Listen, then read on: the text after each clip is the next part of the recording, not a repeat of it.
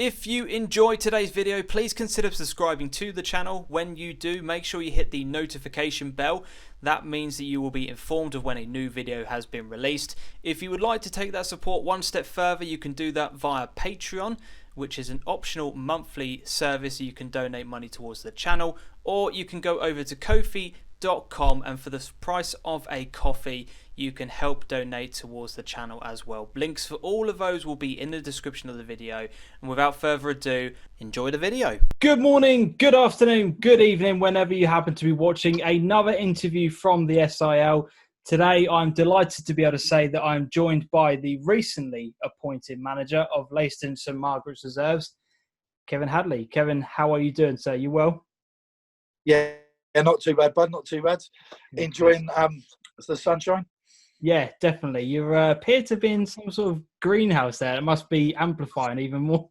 Conservatory. It's a conservatory. It's not a greenhouse. I'm not a vegetable type person. How's lockdown been for you, and what's life been like without your regular fix of football? It's been a very odd time for a lot of people. Yeah, lockdown's been okay for me, to be fair. I've been working all the way through, and so I haven't been hasn't really had an effect on my day-to-day life, apart from the fact that there is no football.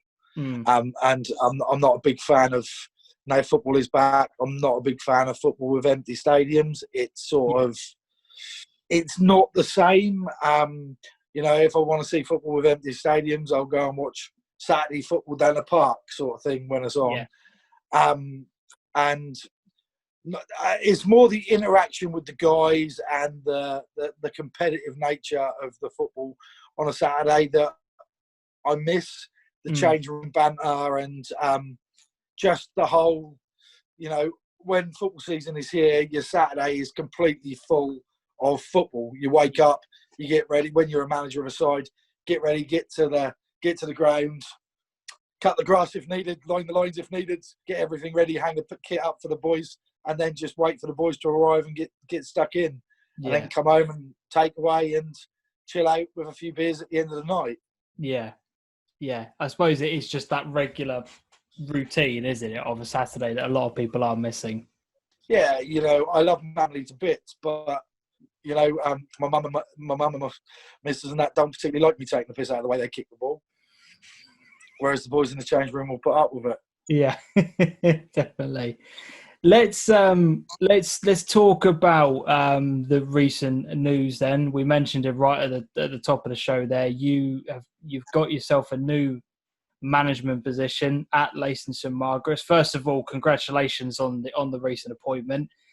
How are you kind of feeling about things? Because it must be a very weird time to take over a new role and have so many things that you still can't do at this precise moment in time, as in training, getting into the full swing of things. How are you finding things in that new position? To be fair, it's only been announced in the last week. Plans are moving forward to arrange training with social distancing and so on and so forth. The club are very, very well organised, and Sam's very well organised. I'm looking forward to it. The challenge should be very, very good. I've got some really big boots to fill. Yes.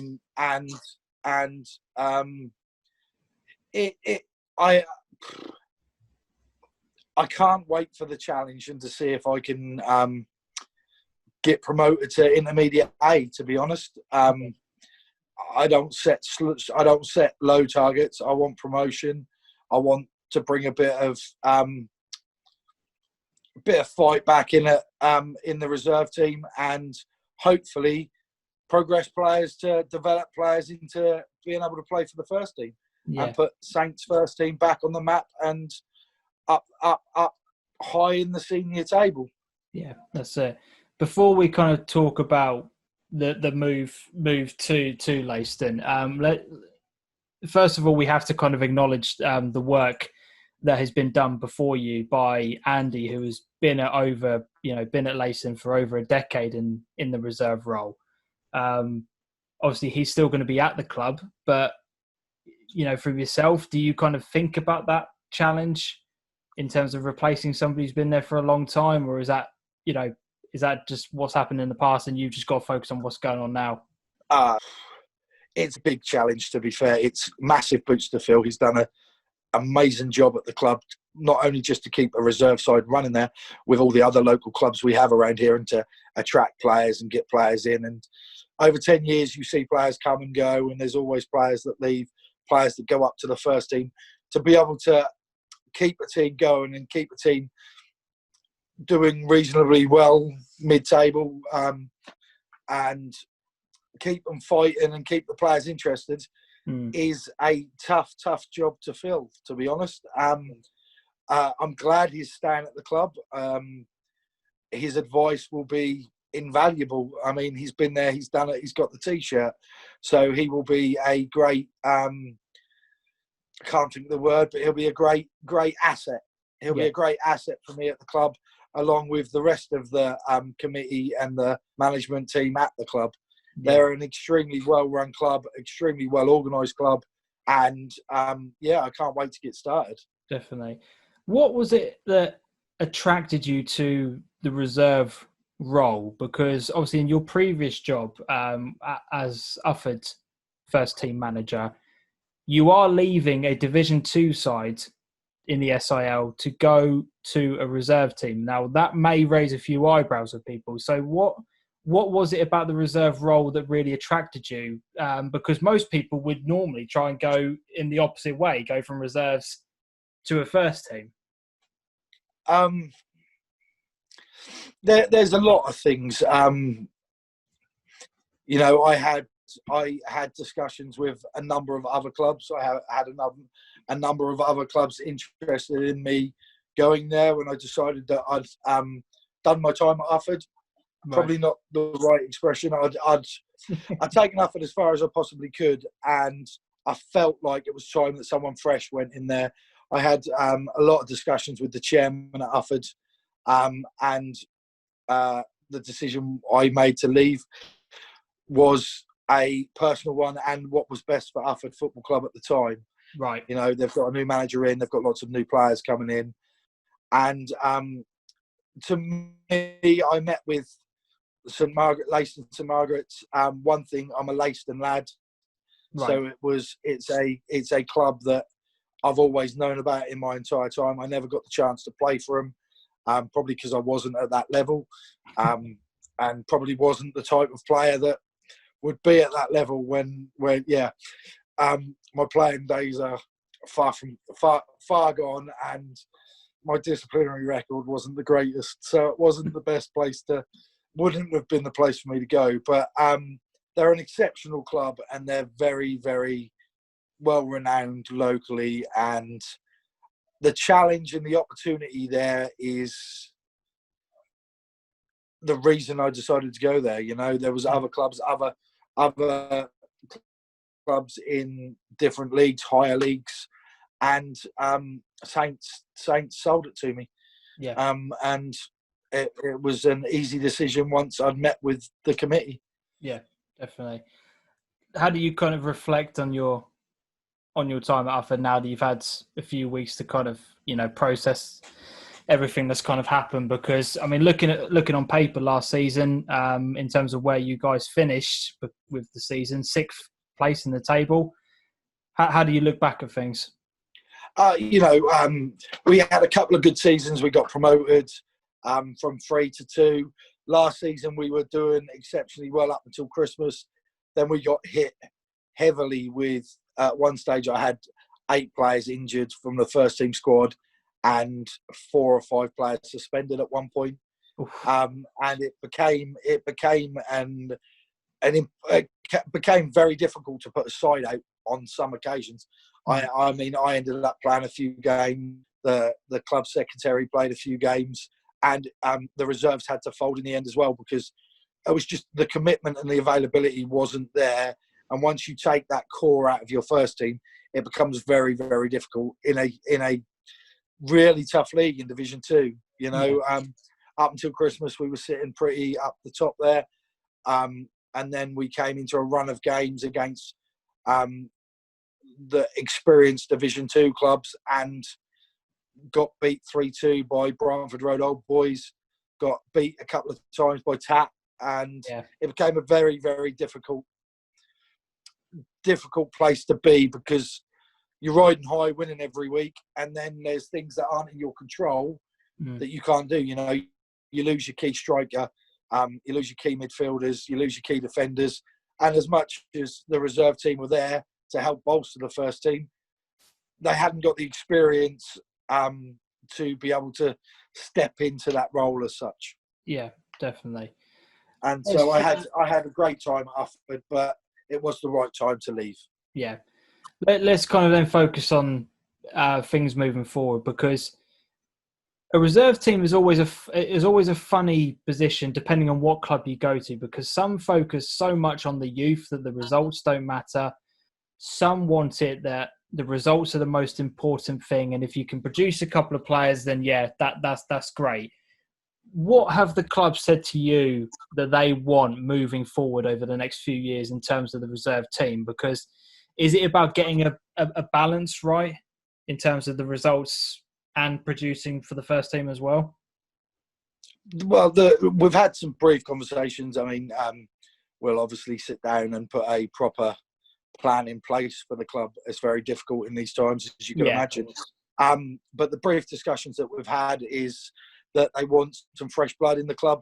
They want both teams to be successful, reserves and the first team. And it's a case of, if players play for the reserves and they get the opportunity in the first team, then great. If players play for the reserves and they play for the reserves, then great as well. We just want the results and we want some success back at the club, to be honest. Yeah, because I suppose no matter what level you're at, winning breeds confidence, and when that then translates into the first team, if you're then coming in with that, you know, extra kind of puff of air, and you've got that extra momentum behind you, that can only help the whole club, can't it? Yeah, 100%. Winning does breed confidence. Winning also puts you on the map. Lots of people pay attention to you. Sponsorships come in. You can improve the club. You can improve the facilities. I mean, the pitch is exceptional at St Margaret's, and the facilities are very, very good, but there's always room for improvement in both. So 2 winning teams is a very, very good thing. You open yourself up to so many more opportunities, and again, players will step up to the mark when needed. Yeah, definitely. I think next season, from what I've seen, and I don't know whether or not this is, I mean, the AGM is happening this week at the moment of recording this. It looks as if, you know, the reserves will be in Intermediate B next year from the leagues that I've seen. There's a lot of new teams coming into it from the C in terms of promotion. You know, from your perspective, how much of a challenge is it going to be? And I suppose you kind of mentioned it briefly there, but what are your aims in terms of going into the B, going into the campaign in the B League? Me personally, I've never gone into any competition without the intention of winning it. Otherwise, what's the point? But that's me personally, and that is something that I try and install into the players that I look after, or in anything I do. But I understand that's not an easy task. I understand that's a big challenge, but that's the whole point of the challenge. There's no point hiding away. You've got to take on the challenge with both feet, I suppose you'd probably put it. And so the target has to be to try and get promotion. I'm not sitting here saying we're going to get promoted. There's a whole lot of things that affect that. Players, getting players in, and players who decide to leave and go to other clubs. My target is promotion. We haven't really sat down as a club and said, we want you to achieve this. But hopefully promotion is an option. We've got some cup competitions that are both not out of the way of getting into the final or winning. You know, the Senior Cup, Senior Reserves Cup. The other one, which I believe is True Colours or Colours Cup. I can't remember the name of it. I'm looking forward to the challenge, and I'm hoping to bring success back to the reserves team and kick on from the unbelievably good platform that Baldy has left at Saints.